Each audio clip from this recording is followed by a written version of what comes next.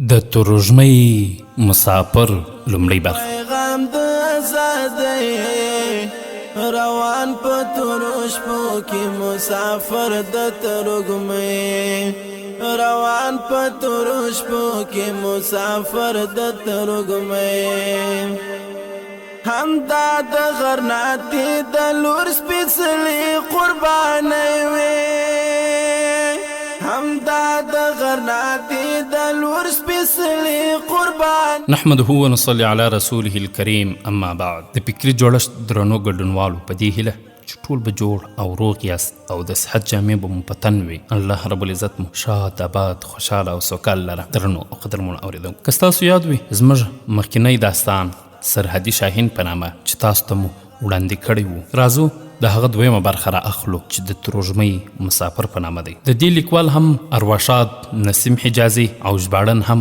ارواښاد زبیر شفیقي دی. وړاندې کوونکی زه محسن احسان یم او نشروونکې اداره فکري جوړښت خپرنیو اداره ده. راځو په داستان شروع کوو. بسم الله الرحمن الرحیم. سینټافي په 1491 میلادي د وروستۍ میاشتې یو سهار په ختیځ غرونو لمر د خپلو زرینو وړانګو جال خپراوه. د جنوب په غرنیو سیمو کې ویدو تیارو ورو ورو خپله لمن ورنغښتله او د سراوینده الفجاره او الحمه په لوړو څوکو د واورو تاجونه ځلېدل. د سنټاپي پوځي قرارګاه کې ګرځېدل راګرځېدل پیل شوي وو. ملکه ازبیلا له شاهي خیمې نه لږ لرې پر یوه غونډۍ ولاړه وه او د غرناطې شنه منظره یې په مخ کې وه. کله کله به د دې سترګې په شاوخوا غځېدلو خیمو او یا له پړاو بیرته د یوې ګاه په لوړو ژورو په هغو ویجاړو کلیو او کورونو میخ شوې چې هلته سوځېدلو او کنډواله کورونو د جګړې د تباهۍ ګواهي ویله. خو څو شېبې وروسته دغه له سحره ډک ښار چې دې ته بشپږ میله کې پروت و او په وار وار یې لیدلی و او لوړ لوړ منارونه او ګمبز یې په ذهن کې انځور وې بیرته د دې د سترګو مخې ته راغی. د جګړې په ورځو کې چې دې لومړی ځل له دغه غونډۍ نه دغه ښار لیدلی و، هغه مهال لمر په لوېدو و او دې ته داسې ښکاره کېدله چې سنټاپي او الحمرا فاصله یو په یو ختمه شوه. له هغې شېبې وروسته دغه غونډۍ د دې د ځانګړي سیل یو مقام و. د دې د اسانۍ لپاره د ورختلو لاره صافه او پراخه کړه او په څوکه یې یوه ښکلې خیمه هم ودروله. په عام ډول چې به کله هغه بهر ته وتله نو د خدمتګارانو او وینځو بشپړ لښکر به ورسره و. خو چې کله به څه ذهني پریشاني ور پیدا شوه نو دې ته به د خاصو همزولو ملګري هم ګرانه پرېوته. نن هم د دې همدغسې حالت و. کله چې له شاهي خیمې نه ووتله یوازې دوې خدمتګارې ورسره وې چې کله غونډۍ ته ورسېدله هغوی یې هم رخصت کړې. ازبیلا پر دې خبره اندېښمنه وه چې د قسطلې پادري او د کلیسا د احتساب د ځانګړي مشر په خپل لیک کې د اوربند پر تړون سخت احتجاج کړی و او پریدان ته نرم مشوره ورکړې وه چې د اوربند تړون زر تر زره پسخه او په غرناطه یرغل وکړي. د خپرونې درنو قدرمن اورېدونکو د شاهین په داستان کې موږ اورېدلي وه چې ابو عبدالله د پریدان سره 80 ورځې اوربند کړی و. دا د هغه اوربند خبره ده. که تاسو غواړئ چې هغه داستان واورئ نو د فکري جوړښت ټلګرام چینل او یا هم د شاهین په نامه ټلګرام چینل سرچ کړئ او 120 برخې کې موږ هغه داستان ترتیب کړی هغه راسره واورئ. د دې لیک ځواب ضروري و خو پریدان د زمینس پر لیک له سرسري نظر اچولو پرته نور هیڅ ارزښت ورنه کړ. د شپې د ډوډۍ پر وخت د درېیم ځل لپاره ملکې د هغه لیک یادونه وکړه خو پریدان دا وویل او خبره یې شاته وغورځوله چې پر دې به سهار غور کوو. اوس ډېر ستومانه یم او چې کله سهار شو هغه په چکر وتلی و.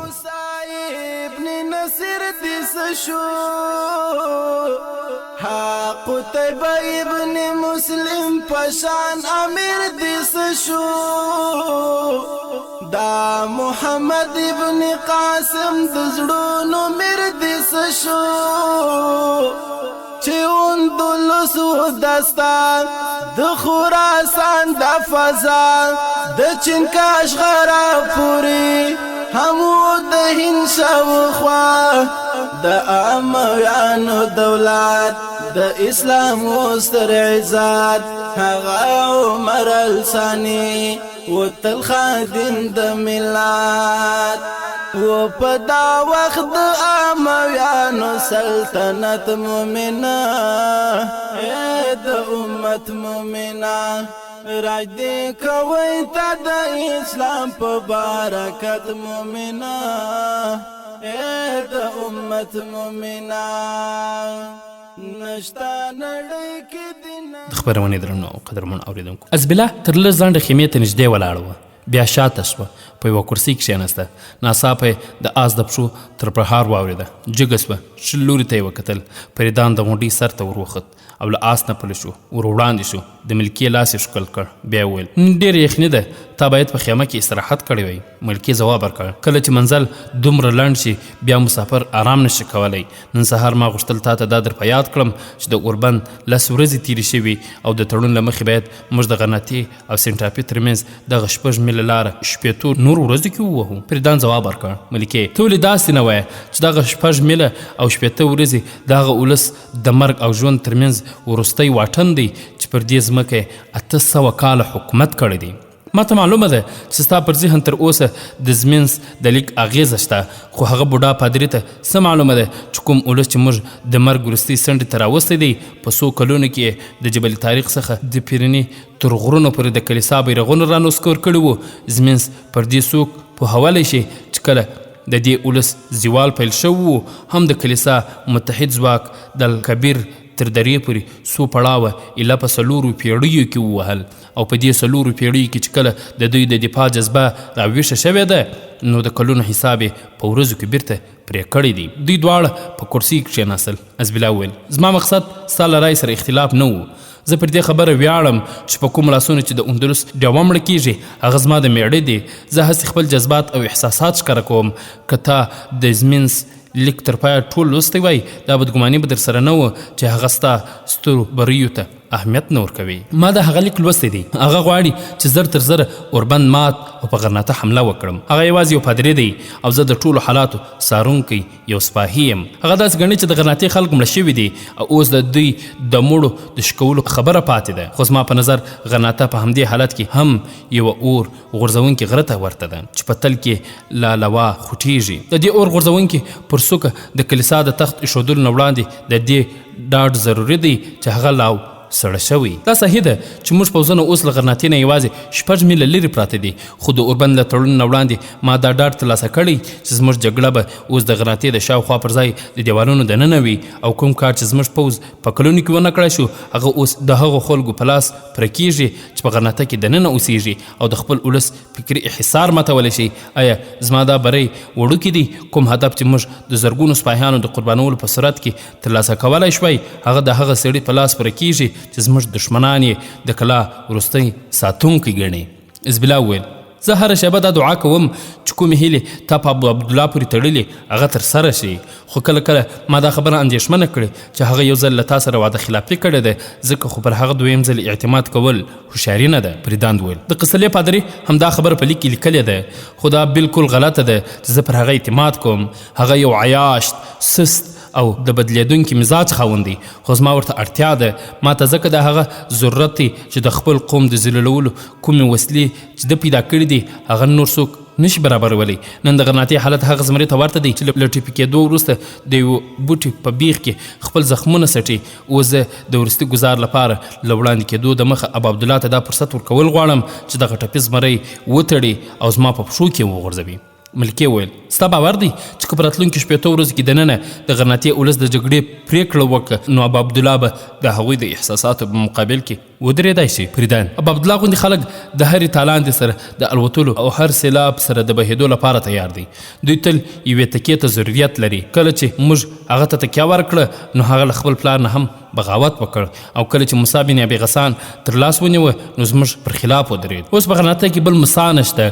او عبدالله د یو داسې سړي په واک کې دی چې زه د خپل بري ضمانت کړم هغه دی داسې ځای ته رسولی دی چې د بیرته راتلو لاره نه لري موږ باید د خدای جل جلاله شکر ادا کړو چې کوم سړی موسی بن غسان ترکانو او بربریانو ته د خپل استازي په حیث واستوه هغه د مالیتا په جیل کې پروت دی که هغه له بهرنۍ نړۍ نه د مرستې په ترلاسه کولو بریالی شوی وی نو زموږ جوړه لوبه به ویجاړه شوې وی د خدای جل جلاله شکر دی چې ستا دا وروستۍ اندېښنه هم لرې شوې فریدان ځواب ورکړ دا اندېښنه به هغه مهال لرې شي چې هغه د یوه بندي په څیر زما مخ ته وړاندې شي او د هغه پېژندونکي دا ګواهي ورکړي چې حمید بن زهرا همدی دی ملکه اندېښمنه شه ویې پوښتل آیا دا امکان هم شته چې د مالیتا خلکو بل څوک د حمید بن زهرا په نامه نیولی وي او زموږ سفیر هم د هغه په اړه زیاتې پوښتنې ضرورت نه وي احساس کړی نه په مالټا کې زموږ سفیر ډېر هوښیار سړی دی.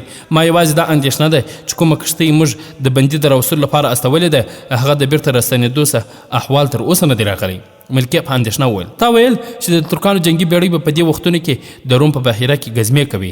خدای جل جلاله دې نه کوي چې زموږ کښتۍ ته کومه پیښه نه وي شوې. فریدان ځواب ورکړ که د یوې کښتۍ په له لاسه ورکولو هغه خطر لرې کېدای شي چې د حمید بن زهره د ژوندي راستنېدو په صورت کې موږ ته راپېښېدای شي نو دا سودا ګرانه نه ده. ته هغه دومره خطرناک ګڼې؟ کله کله د شپې په چوپتیا کې د یوه پردار چغه ټول کلي راویښ کړي. دا زما لومبۍ ذمواري ده چې زه په کوم کلي شاخونو وړم هلته باید د کوم ویښ پیرېدار کریږه له کومې راون نه وځي چې موږ د ګټلي جنګ له سره جګړې ته اړ نه شو. ملکه ارزده شوه خپل میړه ته یې وکتل. د دې حالت هغه ماشوم ته ورته و چې له لاسه یوه ښکلې نانځکه بیرته اخلي.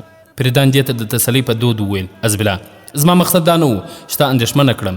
زما باور دی چې د نوي کال په لیدو سره به زه تا ته په تحفه کې غرناطه درکوم خو بیا هم ځینې جګړه ییز تدبیرونه داسې وي چې یوازې د لښکر مشر باید پرې خبر وي. زما په زړه کې ډېرې داسې خبرې دي چې تر اوسه مې تا ته نه دي ویلي د دې لپاره نه چې زه پر څه خبره ستا اعتماد ترلاسه کول ضروري ګڼم بلکې زما هیله وه چې زه کومه ورځ ناڅاپه زیری درکړم او ته زیاته پرې خوښه شې. حزبالله بڼه له خوښۍ وځلېده.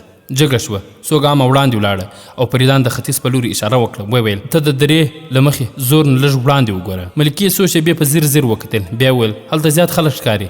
هغوی څه کوي؟ هغوی سړک جوړوي. ستا پام نه دی شوی دا کار له 3 ورځو راهیسې روان دی او که ستا سترګې یو میل وړاندې نور هم لیدلی شي نو ته به هلته د غرناطې خلک وګورې چې خپله برخه کار یې نږدې پای ته رسولی دی. ملکې په حیرانۍ وپوښتل ستا دا مطلب دی چې ابوالقاسم هغوی زموږ د بري د لارې په هوارولو او پراخولو ګمارلی دي؟ فریدان ځواب ورکړ ابوالقاسم د غرناطې خلکو ته ډاډ ورکړی دی چې دوی له سټاپې څخه د ضروري شیانو د رانیولو اجازه ترلاسه کوي او دوی به بیا کولی شي چې خپل جوړ شوي شیان هم هلته وپلوري. اوس لږ د بل لوري ته راشه. حزبالله له فریدان سره د غونډۍ بل اړخ ته لاړه. هغه ورته وویل د شمال او لویدیځ له لوري سنټاپي لوري ته راغلو لارو ته وګوره. تا به تر اوسه پرې په دې لارو هېڅکله هم دومره ګاډۍ نه وي لیدلي مګر هغه څه شي راوړي؟ ملکې هغه لوري ته له سار وروسته وویل. فریدان په مسکا ځواب ورکړ غله میوه سابه لرګي واښه چرګان هګۍ او شای د وزو پسونو رمې هم وګورې. پرون ما امر کړی و چې سنټاپي باید ډېره لویه منډۍ شي او ابوالقاسم ته دا پیغام ور رسېدلی دی چې بله ورځ به د سنټاپي لاره پرانیزو. ما یوازې پر دې خبره افسوس دی چې دا کار لږ ځنډنی شو. ملکې په ډېر زحمت د خپلې پریشانۍ د پټولو هڅه کوله. په اندېښنه یې وپوښتل آیا رښتیا هم د سوداګرۍ لاره دا لاره پرانیزیږي؟ هو زه د دې خبرې عملي ثبوت ورکوم چې قسطلې زړهسوانده ملکه نه خوښوي چې نوی رعیت یې له لوږې مړ شي. هسې هم زمینس دا کار هم ښایي خوښ نه کړي. ملکې وویل زما خو دا ګمان دی چې که هغه په دې خبرو خبر شي ځان وژلو ته به چمتو شي. فریدان ومسکل آیا هغه ته دا بس نه دی چې ورته ووایي چې د غرناطې خلکو ته د 100 ورځو ښه خوراک په بدل کې د تل لپاره د دوی د فقر او بېوسۍ جهنم ته ورغورځولو زموږ لپاره ګرانه سودا نه ده؟ ته به حیرانه شې چې دا واورې چې دغه تجویز هم د ابوالقاسم و. د هغه دا شکایت و چې که د غرناطې اولس د جنوب له غرنیو سیمو څخه د خوراک وسایل برابروي د قبایلو سره اړیکې ځواکمنې کیږي. ما د هغه دا شکایت لرې کړ. اوس باید موږ دا هڅه وکړو چې د غرناطې خلکو ته د خوراک شاک چیزونه په ډېره غوره او مناسبه بیه ورکړو. وږي انسانان له مړېدو وروسته د جګړې پر ځای خوب زیات غوره ګڼي. ملکې وویل که ماته د دې پروګرامونو معلومات وای نو دومره به اندېښمنه نه وای مګر یوه خبره مې ذهن ته نه رالویږي چې زموږ دښمن 800 کاله دلته د واکمنۍ کولو نه وروسته له خپل راتلونکي ولې ناخبره دي؟ آیا هغوی دومره فکر هم نشي کولی چې کله زموږ لپاره د غرناطې دروازې خلاصې شي نو د دوی د حساب کتاب ورځ به پیلېږي؟ فریدان ځواب ورکړ هغوی په هر څه پوهیږي خو کله چې پر کوم اولس زوال راځي نو هغوی د خپلې سلامتیا د نیغې لارې نه د کږېدو بهانې لټوي او تل ځان ته دا پرېب ورکوي چې د دوی هیلې د دوی د زور او ځواک بدل کېدای شي او د اولسونو د لوېدو وروستی پړاو داسې وي چې د مقابلې او مقاومت پر ځای ځان وژنه ورته اسانه ښکاري. نن زموږ د دښمن حالت همدغسې دی. دوی د ټولنیز ژوند د ذموارۍ نه د ځان ساتلو په خاطر د ټولنیز مرګ له خطر نه سترګې پټول ډېر اسانه ګڼي. دا زموږ نیکمرغي ده. د کومو خلکو هوښیاري او عقل دوی خپله وروستۍ تکیه ګڼي هغوی خپل برخلیک پر موږ پورې تړلی دي. حزبالله وویل ابا عبدالله ته دا معلومه ده چې څو اونۍ وروسته به پاچاهي پای ته رسیږي او د دې په بدل کې به په الفجاره کې یو وړوکې ځمکې ترلاسه کولو نه وروسته دی د یو وړوکې ذمهدار په حیث وي او چې کله موږ وغواړو نو لرې کولی او شړلی به یې شو.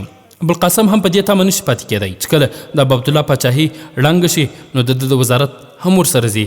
بیا دوی په کوم امید دا لوبه لوبوي؟ فریداند ومسکل. لوبه یوازې زما ده، هغوی دواړه خو یوازې د شطرنج دانې دي. ابا عبدالله د هغو کسان له ډلې څخه دی چې زکندن کې وي هم مرګ ته د دوکې ورکولو هڅه کوي. او ابوالقاسم غوندې چالاک سړی ته دا ډاډ ورکول ګران نه و چې موږ دا هر څه کوو د ښېګڼې لپاره یې کوو. کله چې د اوربند په اړه خبرې کېدې نو د ده تر ټولو لویه هیله دا وه چې د وسلې له ایښودلو سره سره بیا لږ تر لږه تر 1 کاله هغه له الحمراس څخه ونه ایستل شي. او زه او تا زما د اعتراض سره سره دا غوښتنه ومنله. تا ته د احتجاج ضرورت نه و. ما د ده غوښتنې له منلو نه مخکې د دې ډاډ حاصل کړی و چې کله زموږ لښکر غرناطې ته ننوځي ابا عبدالله به په غرناطه کې نه وي. مګر دا څنګه امکان لري چې موږ په کومه پلمه له خپلې کلي تړون نه سرغړونه کولی شو؟ ملکې په حیرانۍ پوښتنه وکړه. موږ ته به د کومې پلمې ضرورت نشي. کله چې وخت راشي نو ابوالقاسم به په یوه ورځ کې داسې حالت رامنځته کړي چې هغه په خپله رضا له الحمراس څخه ووځي. خو سمدستي هغه باید په همدې ځان غولولو کې پاتې وي چې همدغه لامل دی چې زه به د هغه هېڅ غوښتنه نه ردوم، بلکې د ده استاز ته داسې ښکاره کوم چې موږ هغه ته نور هم ډېر څه ورکول غواړو. د تړون په 2مه ورځ ما پټ دا پیغام ورواستوه چې د غرناطې مسلمان رعیت د اعتماد د ترلاسه کولو لپاره ماته د دوی څخه د پاچاهۍ د یو نایب ضرورت دی. اوس هغه احمق داسې ګمان کوي چې په الفجاره کې هغه ته د ځمکو ورکولو اعلان هسې د ده د وفادارۍ د ازموینې لپاره و، که نه نو ما د هغه د نایب کولو پرېکړه کړې ده. هغه په ځان تېرو ایستلو روږدی دی او زه پر دې پوهېږم چې هغه همدغسې روږدی وساتم. فریدان څو شېبې ازبلا ته په داسې نظر کتل چې شاباس پرې ووایي. بیا یې په ډاډمنه لهجه وویل تر کومې چې ابوالقاسم پورې مربوطه ده ما ته له هغه سره د څه وعدې ضرورت نشته. هغه د خپل ولس کښتۍ په ګرداب کې ولوېده، زموږ کښتۍ ته راوخوت او هغه پوهېدلی دی ژوندي پاتې کېدو لپاره هغه زموږ تکیې ته اړتیا لري. ځکه له خپل ولس سره په خیانت کې دومره وړاندې تللی چې اوس د بیرته راګرځېدو لپاره لار نه لري. زما به ګمان به اوس ته ډاډه شوې وې. ملکې ومسکل. هوکې زه هر ډول ډاډ احساسوم چې زما ټولې دعاګانې قبولې شوي دي. نن به زه د پادري منځ ته لیکم چې زما میړه په سیاست او جګړه کې ستا مشورو ته اړتیا نه لري. ته یوازې دعا کوه کاشکې نن موږ ته د حمید بن زهره په اړه هم کوم خبر راشي. فریداند وویل تا ته د هغه په اړه د څه اندېښنې ضرورت نشته. ما ډېرې ورځې پخوا دا فکر کړی چې د غرناطې ولس کوم ناشود وموند او هغه خلک د ابا عبدالله او ابوالقاسم پر خلاف راوپارول او له دې سره جوخت د بربر او ترکانو څو ډلګۍ لښکره هم د دوی مرسته راغی نو زموږ دا ټولې نقشې به له خاورو سره برابرې کړي. ملکې په اندېښنه پاچا ته وکتل. نو تا د دې علاج لپاره څه فکر کړی دی؟ زه دا زیری درته اورولی شم چې ما د دې بندوبست کړی دی. تا ته معلومه ده چې د اوربند د تړون سره ما د پوځ لپاره له دې ځایه لږ لرې د یوه نوي ځای د جوړولو امر کړی و. اوس هلته په سلګونه تنه شپه ورځ کار کوي. هوکې مګر زه اوس هم وایم چې هغه تنګه دره د پوځ د ځای پر ځای کولو لپاره مناسبه نه ده. او بیا چې ته د غرناطې فتحه دومره باوري ګڼې نو د زیات لښکر راوستل خو ضروري نه دي. خو بیا هلته د چوڼۍ جوړولو ضرورت څه دی؟ که زه درته وایم چې کله دغه چوڼۍ جوړه شي نو د غرناطې کنجي به ستا په لاس کې وي نو باور به دې وشي. ملکې د شکایت په لهجه وویل ته د یو ښه خبر د اورېدو نه وړاندې زما د هوښیارۍ امتحان ولې ضروري ګڼې؟ د خدای لپاره ووایه هلته څه لوبه روانه ده؟ فریدان څو شېبې هغه ته په فتحانه نظر کتل. بیا یې وویل زه د خپل پوځ لپاره نوې چوڼۍ نه بلکې د دښمن لپاره قفس جوړوم چې د غرناطې د ازادۍ روح به پکې بند وي. د دې میاشتې تر پای ته رسېدو وړاندې به د غرناطې 400 تنه یرغمل موږ ته سپارل کېږي. دغه 400 تنه به د پوځ نه علاوه د هغو سرداران او مشران له ډلې څخه وي چې په ولس کې د دوی د ملاتړ پرته هېڅ خوځښت نشي بریالي کېدی. ازبلا څو شېبې هکه پکه ولاړه وه او خپل خاوند ته یې کتل. بیا یې وویل ستا مطلب دا دی چې ابا عبدالله او د هغه وزیر ابوالقاسم به د وزو او پسونو په څېر لاس او پښې تړلي تا ته سپاري؟ د پوځ او ولس لخوا به هېڅ مزاحمت نه کېږي؟ نه دا د ابوالقاسم ذمواري ده چې هلته به څه مزاحمت نه وي او هغه په دې ذمواري کې هغه وخت کامیابېدی شي چې د غرناطې خلکو د امن خواته د مایل کولو په خاطر زما تجویزونه بریالي شي. د سوداګرۍ لار خلاصول او سمدستي دوی ته د ژوند د اسانتیاو له برابرولو نه هدف دا دی چې دوی موږ د دښمنۍ پر ځای خپل نیکي کوونکي وبولي. 400 عزتمن خلک، هو 400 داسې خلک چې د ژوندي بیرته ورستنېدو مسله یې زړونو کې دوستانو ته د غرناطې د ازادۍ او غلامۍ له مسلې نه مهمه وي او موږ به پر هغې هره خبره ومنلی شو. ملکې وویل زه داسې فکر کوم لکه خوب چې وینم. ایا ستا دا باور دی چې ابوالقاسم به ستا دا غوښتنه ومني او له ولس نه به هېڅ خطر احساس نه کړي؟ هغه دا غوښتنه منلې ده او هغه په وړاندې له ولس نه د خلاصون یوازینۍ لار دا ده د دا ګمان دی چې که کوم سرشوخه د هغوی د راپارولو هڅه کوي نو د نفوذ خاوندان به د خپلو زامنو او وروڼو د سلامتۍ دښمنان بولي او د دوی پر خلاف به تورې راوباسي. ازبلا وویل اوس د زمینځ د لیک په باب موږ ته د څه بحث ضرورت نشته. د هغه استازي د بیرته ستنېدو لپاره سخت ناقرار دی. که تاسو هغه ته څو دقیقې اجازه ورکړئ نو سبا سهار ته به یې رخصت کړو. زه به یې سبا ته د لیدو لپاره راوغواړم. زه نن ډېر مصروف یم. زه د ابوالقاسم د استازي انتظار کوم. د معتصم بلاد د جوج هغه جذبه در یاد کړه، د یوې خور د مظلومیت کړي کناره در یاد کړه، د صلیب توغ چې شو نسکور ها عمر یې در یاد کړه، ستا باسی خلافات و غیرت خلافات و دا علوم دور هغه علمی خلافات تل و کامیاب عباسیان و د نړۍ اتلان، خو چې مغول شو غالب دا د چنګیز پلویان شولو ټوټه د عباسیانو خلافت مومنه د امت مومنه راج دی کوي تا د اسلام په برکت مومنه د امت مومنه نشتا نړۍ کې د ماضي روشنایی او د راتلونکي تیارې خبرونه درنو او قدرمنو اوریدم. د غره په لمنه یوه کلي کې درې خواو ته په پراخه باغونو د خزان اغیز راښکاره شوي وي. جنوب لوري ته د سرانو ویدا په لوړو څوکو تر لرې لرې ځایه لومړۍ واورې اورېدلې وې. سلما د خپلې کلا پر بام لمر ته پرته وه. په 50 کلنۍ کې هم د دې په صحرا کې د ځوانۍ د تازګۍ نښې وې. عاتکه یوه 14-15 کلنه نجلۍ چې د بربریانو، هسپانیې او عربو د ښایست ګډې نښې یې په ښکلې صحرا کې وې، یو کتاب په لاس په زینو کې راښکاره شوه. وړاندې ولاړه او له سلما سره په قالینه کښېناسته. هغې کتاب پرانیست. وویل کاکا ناوي زه د کتاب لپاره د سعیدې دوی کره تللی وم. ما وویل زر به راسته نشم، خو له زبیدې سره په خبرو وځنډېدم. سعید تر اوسه له غرناطې نه دی راستون شوی. منصور ډېر خفه و. جعفر او زبیده هم ډېر پریشانه و. جعفر ویل چې که هغه تر ماښامه رانغی نو زه په خپل غرناطې ته ورپسې ځم او احوال یې اخلم. د هغه دا اندېښنه وه چې د غرناطې د ازادۍ معاملهګرو هم عیسایانو ته نه وي سپارلي. سلما جګه کښېنستله. هغې ځوانې نجلۍ ته په تسلي ویل عتیقې ما ته معلومه ده چې د سعید په اړه د هغه د وراره نوکر څخه ستا اندېښنه زیاته ده. ته ډاډه اوسه چې ډېر ژر به ابو عبدالله 400 تنه د یرغمل په توګه پردیان ته وسپارې. له دې وروسته به دا اندېښنه امکان نه لري چې د غرناطې اوسېدونکي به د سولې د تړون پر خلاف چاته د خولې چوله کولو اجازه ورکړي. زموږ په کلي کې د هغوی ستا د کاکا په اړه تشویش و، ځکه خو د غرناطې د مشرانو دا ټینګار و چې امین او عبید هم باید په هغه 400 کسانو کې شامل شي. بیا هم دا هڅه کېږي چې عمیر په څېر دی هم له دې لیست څخه وکښل شي. عتیقې وویل کاکا ناوي زه د سعید په باب ځکه پریشانه یم چې له هغه پرته د منصور څوک نشته. سلما وویل لرې زه به ستا کاکا ته ووایم چې کوم نوکر غرناطې ته واستوي او د هغه پوښتنه وکړي. خو ته باید دومره ډېره د سعید دوی کره لاړه نه شې. ته اوس پیغله شوې یې. سعید ډېر ښه هلک دی. ستا پر تره هم هغه د زامنو په څېر ګران دی، خو د عمیر نه خوښېږي چې ته له هغه سره راشه درشه کوې. د عتیقې څېره له غوسې نه وځلېده. کتاب یې یوې خوا ته کښېښود او وویل تا ته خو معلومه ده د تروژمۍ مسافر د داستان درنو او قدرمنو اورېدونکو دا چې عتیقې څه وویل دا به په راتلونکې خپرونه کې واورو انشاء الله تعالی. دا خپرونه ما محسن احسان چمتو تاسو ته وړاندې کړه. دربیا ستاسو په درانه حضور کې راحاضرېږو. تاسو ټول په الله جل جلاله سپارو. السلام علیکم ورحمة الله وبرکاته. ابن تاشفین یا دوام ز الخادم د اسلام مبارزین یا دوام اخونا نشته د اسلام هغه طاقت مومنه د امت مومنه راج دی کوي تا د اسلام په برکت مومنه د امت مومنه نشتا نړۍ کې د نن هغه ستر عظمت مومنه